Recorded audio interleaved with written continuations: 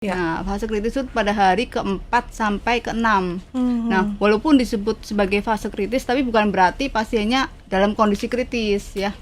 Tapi justru pada fase kritis itu justru demamnya turun. Jadi pasien tuh merasa kayaknya tuh demamnya Wah, turun. udah sembuh nih gitu. Justru itu kritis.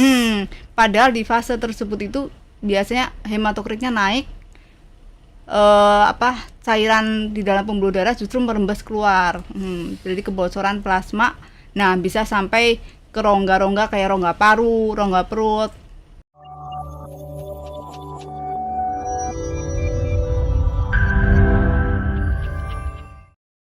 Fase tertular DBD ini kan biasanya satu kena, terus yang lain kena gitu. Makanya kalau di lingkungan kita biasa kalau ada yang kena langsung disemprot rata semua nih satu RT gitu kan. Ini fase tertularnya seperti apa gitu yang bisa kita supaya bikin kita aware, Dok? Baik. Jadi gini, emang kalau pada demam berdarah dengue itu ada 3 fase ya.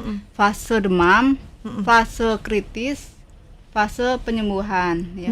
Nah, dalam 3 hari pertama itu kita sebut namanya fase demam atau fase viremia. Jadi artinya si virus itu ada di dalam pembuluh darah kita. Nah, biasanya tuh gejalanya pada fase demam ya pasti ada demam. Nah, pada demam berdarah itu demamnya itu justru demamnya biasa tinggi polanya. Tinggi mendadak bisa sampai 40, 41 derajat. Tinggi banget ya.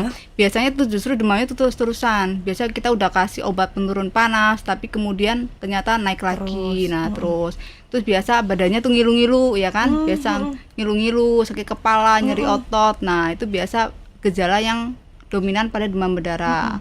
Bahkan bisa sampai pasiennya mual, muntah ya. Nah, terus habis fase demam nanti berlanjut tuh ke fase namanya fase kritis. Nah, fase kritis itu pada hari ke-4 sampai ke-6. Nah, walaupun disebut sebagai fase kritis, tapi bukan berarti pasiennya dalam kondisi kritis ya.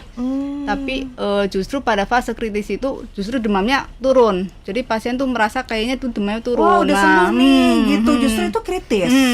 Padahal di fase tersebut itu biasanya hematokritnya naik, cairan di dalam pembuluh darah justru merembes keluar. Jadi kebocoran plasma. Nah, bisa sampai ke rongga-rongga kayak rongga paru, rongga perut. Bisa sampai pasien jatuh dalam keadaan syok. Nah, itu pada fase kritis. Makanya di fase kritis itu benar-benar harus hati-hati ya. Perlu monitor sampai pengawasan yang lebih sering daripada fase demam. Nah, setelah fase kritis kita berlanjut tuh ke fase penyembuhan. Biasa pada hari setelah hari ke-6. Nah, pada fase penyembuhan itu justru kebalikannya tuh dari fase kritis. Biasa kalau fase kritis kan kebocoran pembuluh darah tuh. Nah, kalau di fase demam justru dia cairan yang tadinya ada di rongga-rongga dia balik lagi tuh ke dalam. Jadi biasa ditandai pasiennya sih biasa sih nafsu makannya udah mulai bagus ya kan, terus hematokritnya udah mulai normal. Nah, biasa dia udah mulai ke fase penyembuhan. Terus trombositnya juga pelan-pelan naik. Biasa pasien di fase-fase penyembuhan. Oke, Dok, bisa nggak sih pasien ketika demam kita bawa ke rumah sakit jadi dia skip di fase kritis ini gitu?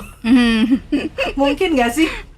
Sebaiknya sih enggak ya, harus, karena di fase kritisnya justru kita harus monitor sesering mungkin ya. Kita mesti biasa kan kalau demam berdarah kita cek darah tuh sehari sekali ya. Nah, justru kalau pada fase kritis bisa kita cek tiap 12 jam atau tiap 8 jam. Nah, fungsinya jangan sampai kita kurang cairan.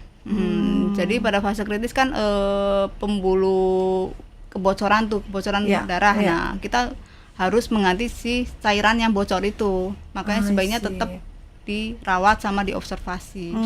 Jadi memang ini adalah fase-fase yang harus dilewati ketika seorang menderita DBD ya. Ada fase demam, fase kritis dan juga fase penyembuhan.